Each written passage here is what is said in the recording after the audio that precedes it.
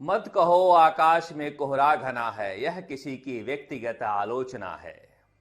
कांग्रेस में किसने कह दिया कोहरा घना है? कैसे अरावली को लेकर कांग्रेस सियासत कर रही है और अरावली को लेकर कांग्रेस में सियासत हो रही है, और कैसे अरावली का बड़ा कांड किया है अशोक गहलोत ने, जिसकी चर्चा बहुत जरूरी है। बात करेंगे भजनलाल शर्मा किस काम में लगे हुए हैं, मगर शुरुआत कर लेते हैं दिल्ली से आई ऐसी खबर जिसने देश भर में हंगामा मचा रखा है। आज CWC की मीटिंग थी। मीटिंग में मनरेगा का नाम बदलने और काम बदलने पर चर्चा होनी चाहिए थी और हुई भी, मगर चर्चा किस बात पर हो रही है मीडिया में कि दिग्विजय सिंह ने यह बम क्यों फोड़ा है। दिग्विजय सिंह CWC की बैठक में जा रहे थे, वहीं बोल देते, मगर जाने से पहले उन्होंने एक चित्र को शेयर किया एक्स अकाउंट पर, जिसमें प्रधानमंत्री नरेंद्र मोदी नीचे बैठे हुए हैं, आडवाणी जी ऊपर बैठे हुए हैं, और लिखा कि कैसे RSS में, बीजेपी में, संघ में एक साधारण कार्यकर्ता इतने ऊंचे पद पर बैठ सकता है। डैश डैश डैश पर मुझे चित्र मिला। ये चित्र सबने देखा था, इनको मिला होगा अचानक से, ऐसा नहीं है। बहुत ही प्रभावशाली है। जिस प्रकार RSS का जमीनी कार्यकर्ता, स्वयंसेवक जनसंघ, बीजेपी का कार्यकर्ता नेताओं के चरणों में फर्श पर बैठकर प्रदेश का मुख्यमंत्री और प्रधानमंत्री बना, यह संगठन की शक्ति है। जय सिया राम, जय सिया राम के साथ उन्होंने अपनी बात कही है। आप समझिए कि दिग्विजय सिंह कितना भरे हुए हैं, चाणक्य कितना भरा हुआ है कांग्रेस का। वैसे चाणक्य जब बुजुर्ग हो गए थे तो चंद्रगुप्त ने उन्हें घर बैठा दिया था, मगर दिग्विजय सिंह का कार्यकाल राज्यसभा का भी और 4 महीने बाकी है। अब पता नहीं वापस जाएंगे या नहीं जाएंगे, मगर इससे ठीक पहले उन्होंने एक और एक्स पर लिखा था, जिसमें सीधे सीधे उन्होंने राहुल गांधी को कहा था कि सोशियो इकोनॉमिक इशू पर आपको फुल मार्क्स है, बैंग ऑन है, लेकिन संगठन सृजन अभियान को लेकर आपको बहुत कुछ करना है। जैसे election commission of India reform मांग रहा है, कांग्रेस भी रिफॉर्म मांग रही है। तुलना भी किससे किया था? इलेक्शन कमीशन ऑफ इंडिया से। यानी कि अब चाणक्य ने बुजुर्गियत में यह भार अपने कंधे पर उठा रखी है कि कांग्रेस में संगठन को मजबूत करना है। कुछ लोग कह रहे हैं क्या हृदय परिवर्तन हो रहा है?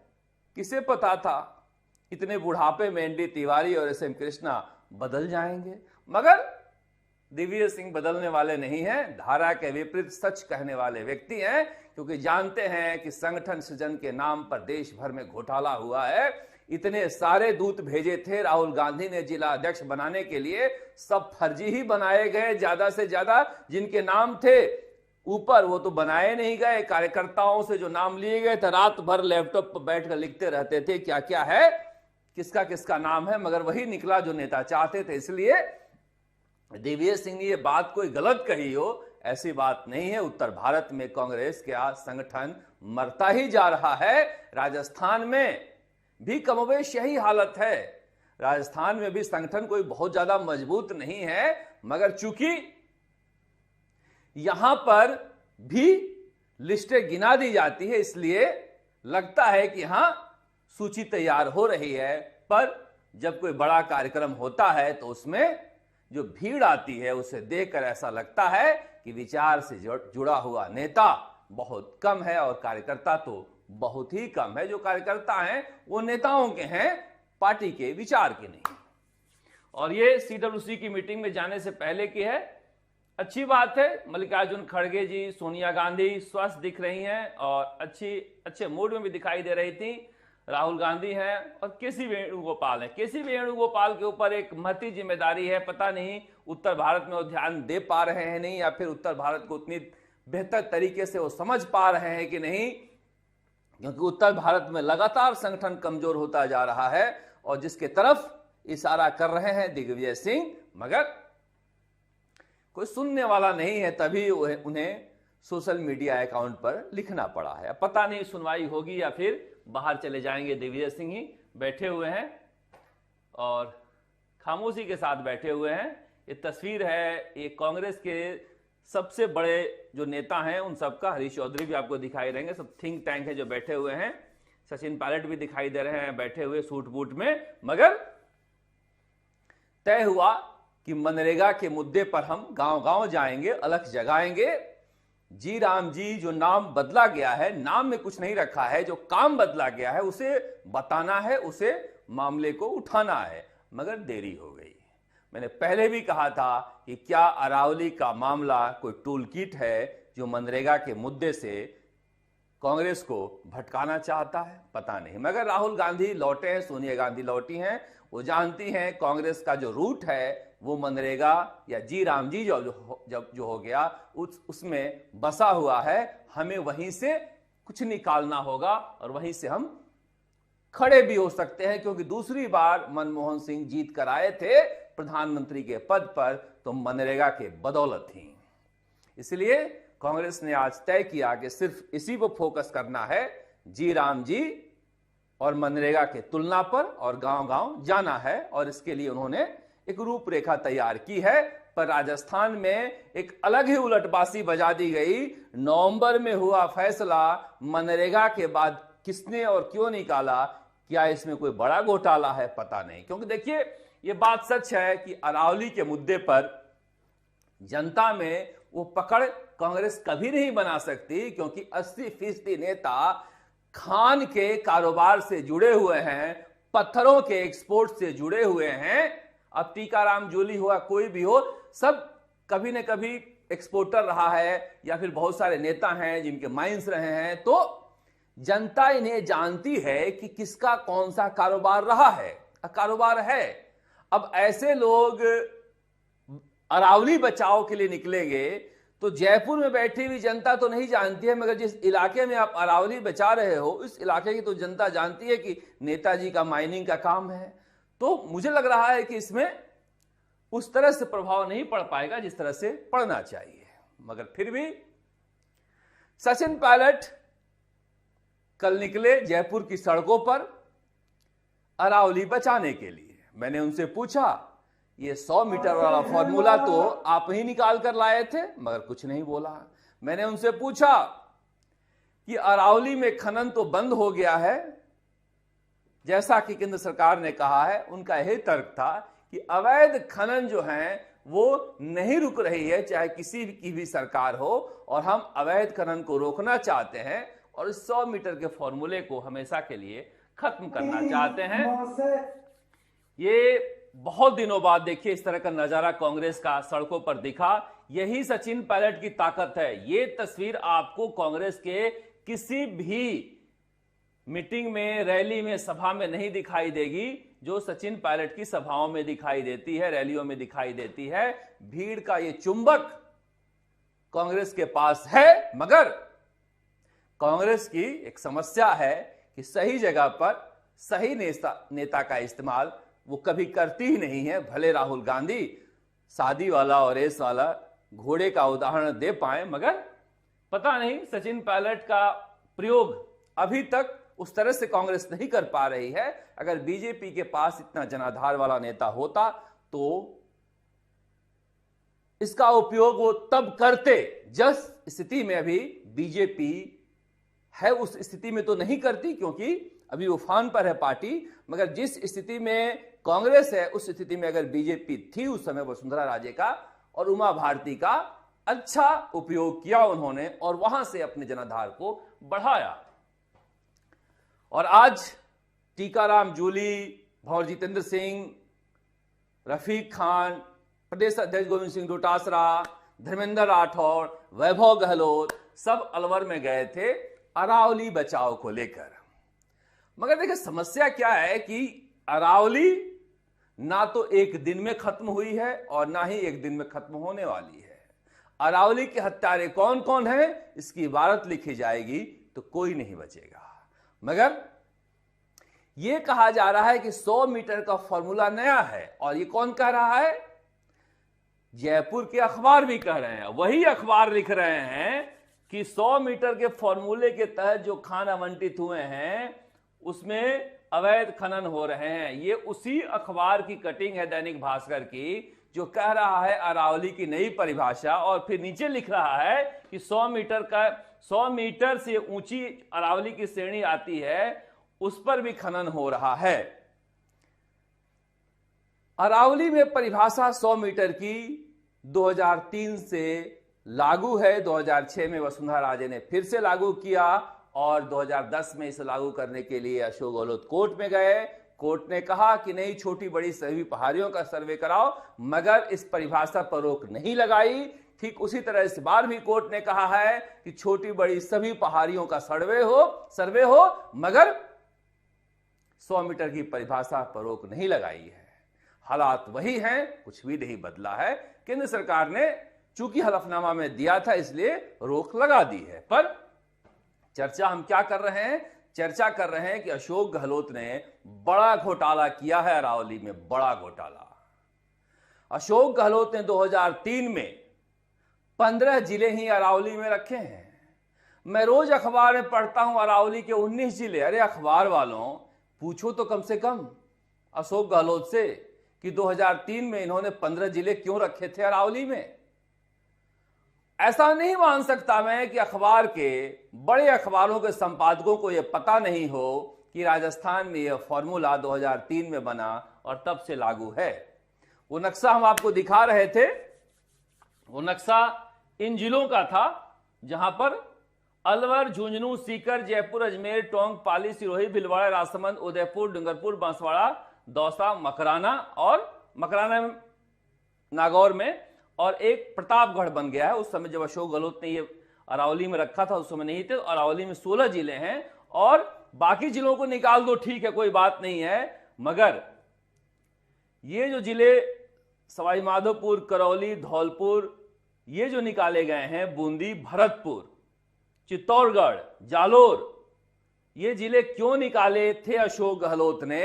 ये बड़ा कांड है। उस नक्शे को देखिए आप। और ये 2003 का मैं अशोक गहलोत का डॉक्यूमेंट दिखा रहा था, जिस डॉक्यूमेंट में अशोक गहलोत ने इस पूरी रेड पट्टी को अरावली से निकाल दिया है।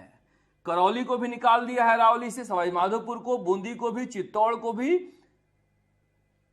सलुम्बर को भी और भरतपुर को भी। आप देखिए इस पूरी पट्टी को अशोक गहलोत ने निकाल दिया। ये अरावली का बड़ा घोटाला है। जो 2003 में 100 मीटर का कानून बनाया था रिचर्ड मर्फी के फॉर्मूले के तहत अशोक गहलोत ने, उस समय ही ये निकाल दिए थे जिले। और ये नोटिफिकेशन है जिसमें उन्होंने निकाला था 2003 में।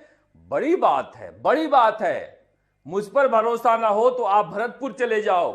भरतपुर में जैसे ही हरियाणा में जाएंगे पूरी लस ग्रीन अरावली है, और राजस्थान में 500 मीटर के गड्ढे हैं, क्योंकि भरतपुर 2003 से लेकर अब तक पूरी खोद दी गई, क्योंकि अशोक गहलोत ने भरतपुर को अरावली से निकाल लिया था। और जैसे ही हरियाणा की तरफ जाएंगे अरावली पूरी बची हुई है। अब बताइए, अरावली हरियाणा में भरतपुर की सीमा से शुरू हो जाती है और भरतपुर में अरावली गायब है, क्योंकि 2003 में अशोक गहलोत ने बड़ा घोटाला किया अरावली के साथ। इसका जवाब अशोक गहलोत से मांगना चाहिए कि भरतपुर में अरावली के सीने को छलनी क्यों किया है, जब गुड़गांव में, हरियाणा में, हर जगह उस इलाके में अरावली जो है वो अरावली है, तो भरतपुर में अरावली क्यों नहीं है, बूंदी में क्यों नहीं है?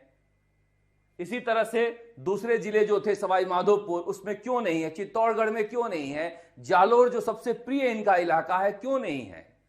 पता है, जालोर के व्यापारियों ने उस समय अशोक गहलोत से कंसल्ट किया था, और भरतपुर में ज्यादातर खान व्यापारी जो थे, आप इटालियन मार्बल का रेट जो है उसे ठीक दुगना बंसी पहाड़पुर के पत्थरों का रेट है। इसीलिए यह बड़ा घोटाला राजस्थान में 2003 में अशोक गहलोत ने किया था।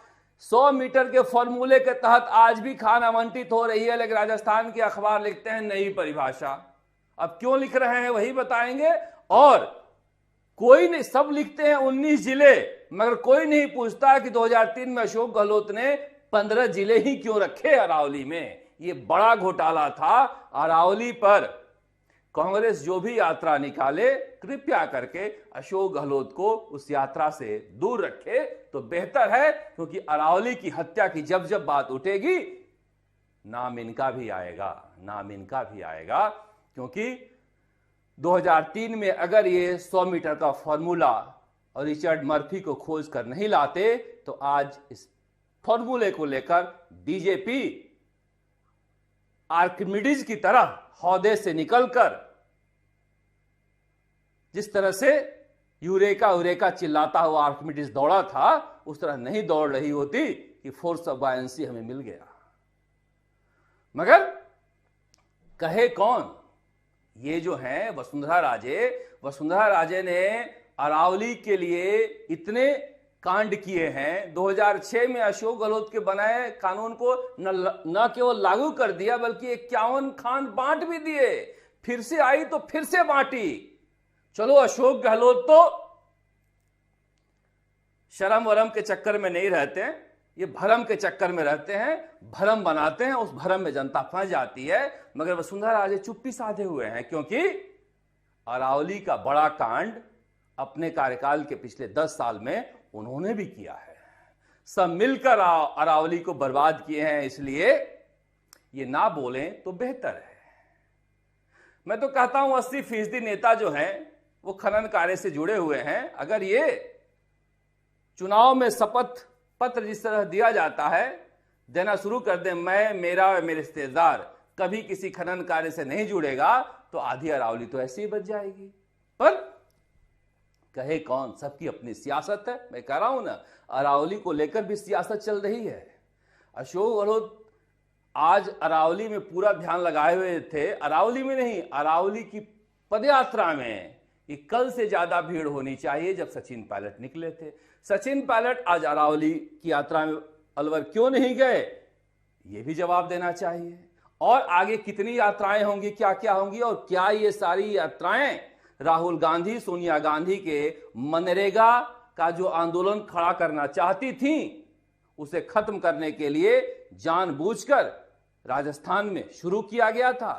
मनरेगा को नेपथ्य में रखकर अरावली जैसे मुद्दे, जहां पर खुद 100 चूहे खाकर बिल्ली हज को नहीं जा सकती, कैसे आगे बढ़ाना चाह रहे थे। मगर सियासत ऐसी ही है। इस बार लोगों ने कहा कि भूपेंद्र यादव ने बहुत इंटरव्यू दिया, डरे हुए हैं। नहीं, बीजेपी समझ गई है कि अब इन मुद्दों पर बराबर का जवाब देना चाहिए, और इसीलिए खनन को लेकर लगातार भजनलाल शर्मा जो बाकी मुद्दों पर चुप रहते हैं, इस बार हमलावर तेवर में नजर आए। और आज उन्होंने खनन को लेकर बड़ी बैठक भी बुलाई है, और लगे हाथ अलवर में बीजेपी के नेता पहुंच भी गए लिस्ट लेकर कि देखो इन इलाकों में बंद करा दो, ये कांग्रेस के कार्यकर्ता हैं, मेयो हैं, सबसे ज्यादा अवैध खनन कर रहे हैं। मगर यहां पर भी सियासत शुरू हो गई है, ये तेरा अवैध खनन, ये मेरा अवैध खनन। मगर अवैध खनन को लेकर जिस तरह से भरतपुर में सख्ती बरती गई है,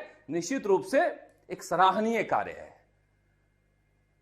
जगत सिंह हो, नौक्षम चौधरी हो, जवाहर सिंह बेडम हो, शैलेश सिंह हो, ये कोई खुश नहीं है भरतपुर में भजनलाल शर्मा से, क्योंकि जिस तरह की लूट अशोक गहलोत सरकार में मची हुई थी अवैध माइनिंग में, वो सब भरतपुर में बंद हुए। इसीलिए खुद पार्टी के नेता ही नाराज हैं। अब बताइए अरावली का मुद्दा कैसे सिरे चढ़ेगा?